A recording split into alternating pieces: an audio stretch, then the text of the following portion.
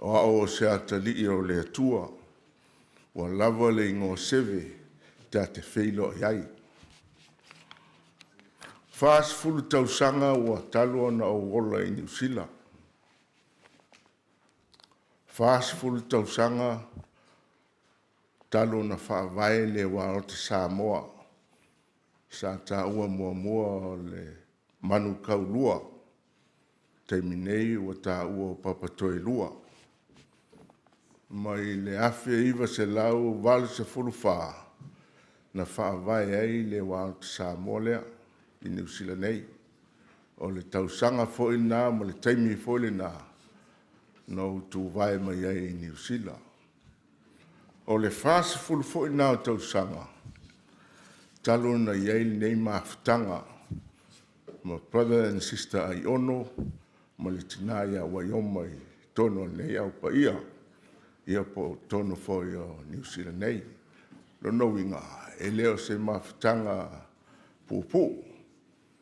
Sa mata mai le wale se fulu ma le wha. Ia se ia o mai le so. O te le tula iatula fai se wha masinonga pe sue vale se vaenga o na tautuanga ma le aunanga tina ia Waioma. Ai o te moni mau i le mato maafutanga mani mea na o maua mai ai. O maua i se avanoa o te talia ele. Le avanoa wha aulo o tuina mai ele ainga. A o iai pulenga wha taitai o le warota. Sa o vai ai le ainga lea. Brother and sister ai ono. Wha pupus tala. Te mia o ta alo tele le tamai ai ono. Le malosi tele o ia i le kalisia. O le mesa au vai ai le tinai a Waioma. Sa matua tu malosi e soani i le ngā lue ngā viva. I le wha malosi au ina o lo na inga. I le ala i le pautuanga ti mainga. O isi uinga o le tinai a Waioma. E le se tangata si so.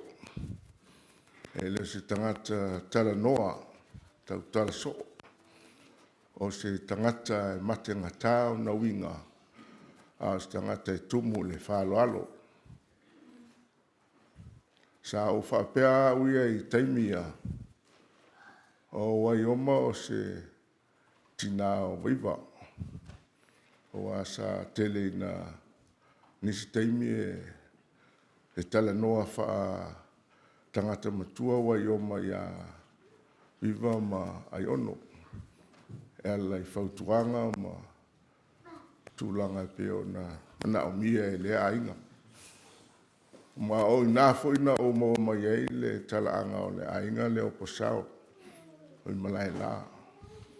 I le tina lea ma viva. O ni tangata o le kalesia i skriso lau pa i oasio ngatai.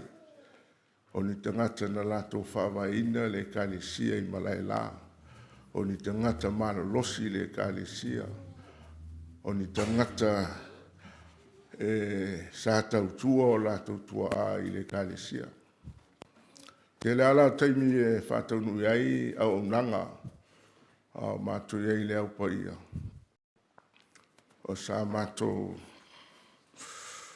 asi ai le ainga.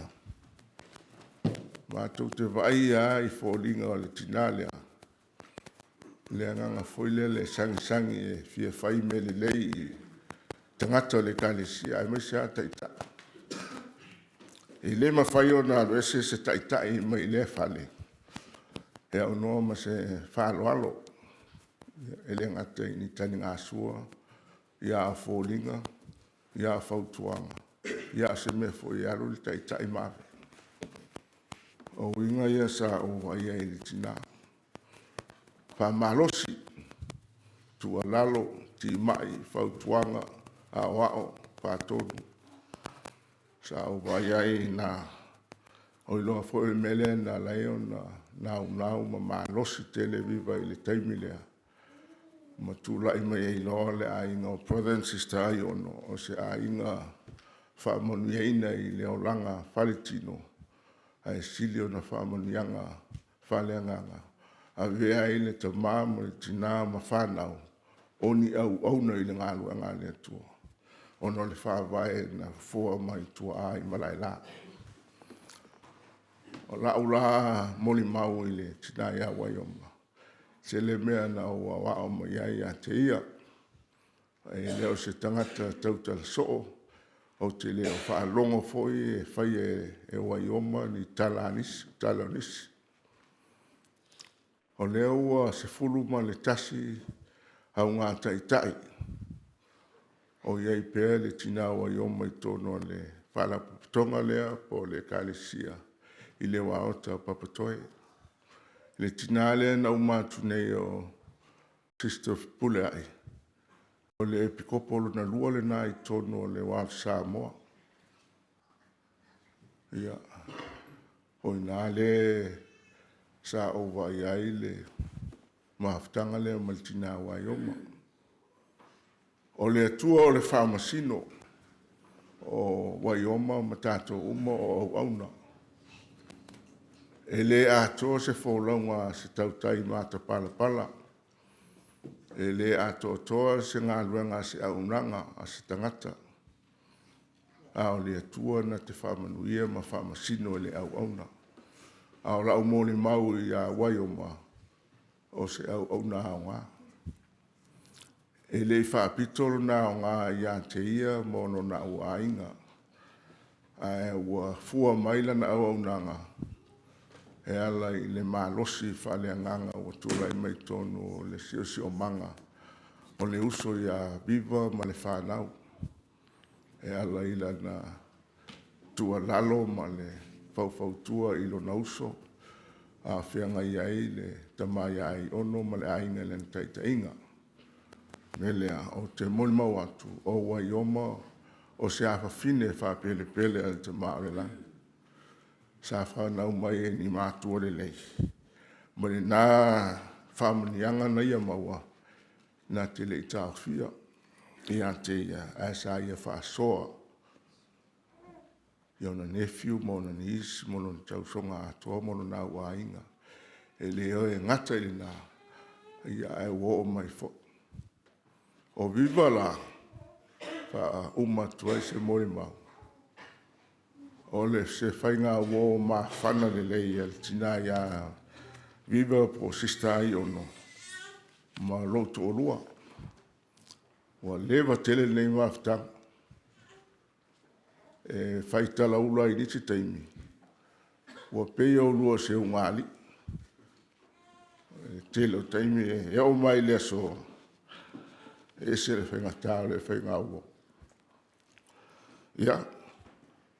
Mai e nā whainga uo. Pi mai lo maltina Waioma. O ma wala ma Waioma na tele ina whaiatala o whainga uo lea. Nisi teimi ua. O mānei e le vai. Niso I teimi o le mānei e le vai. O tele ina taua ia mai e whainga uo lea. Ia mātou.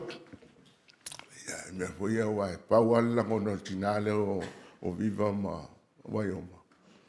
Musu tele le vaianga le la mas whalong mo mātou whai ni talo sisi. Pe le fia pe mui tai. Eiti tele la ia tinale o viva ma tinale o Waioma. Ma whalongo whai ni talo ni tai pe vai sisi ngā luenga pe to mumu sisi. Paua tala le auso. Mano si tui le li. Rame se la. Ese le mana o ia toi ngā langona. Ia. Waioma. Me le uma e manatua. Me ana whale tono le sona mo atai ao mo nei ainga. Whaftai tele mo whautuanga tima inga ma le sona leo mātou maua o estina le lei. Ia leo manu e foi leo langa ma turanga pio na iei tātou mātanga. Ia loto tele le ainga. Viva. Whaftai ua alua Ioma. Ua tele se